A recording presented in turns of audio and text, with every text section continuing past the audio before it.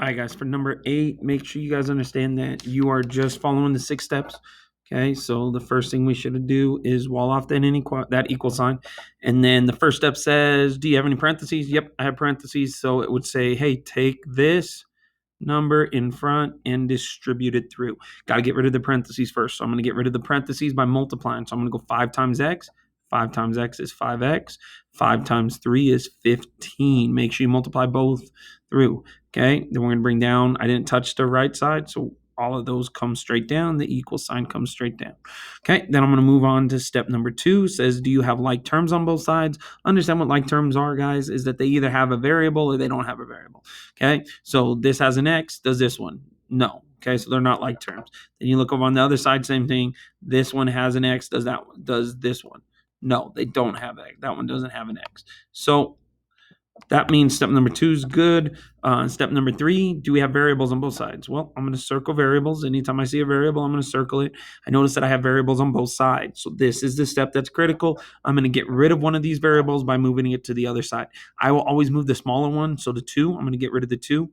So remember, this is a positive 2x. Okay, so positive means kind of like adding. I'm adding the 2x's to my thing. So how do I get rid of adding 2x's? By subtracting 2x. So I'm going to subtract 2x to both sides. 5x minus 2x, that's 3x. Bring the 15 straight down with the positive. Okay, these cross out. I'm left with 3. Okay, I'm going to bring the 3 straight down.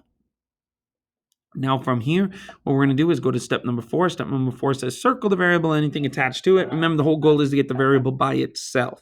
Okay, so I don't want to look at the right side. Don't look at the right side at all. Just look at the left side because that's the side that the variable's on. It says, is there anything not circled? Yeah, the plus 15. So how do I get rid of that plus 15? Oh, I'm going to subtract 15 to both sides. Okay, I'm going to do the opposite. These cancel out. I'm left with 3x equals, opposite signs here tells me to subtract. So that's going to be 12. 15 minus 3 is 12. Keep the bigger number sign. Bigger number is negative. So it's going to be a negative 12. Pay attention to those positives and negatives. Then last but not least, step number 5 says, hey, let's detach this by dividing.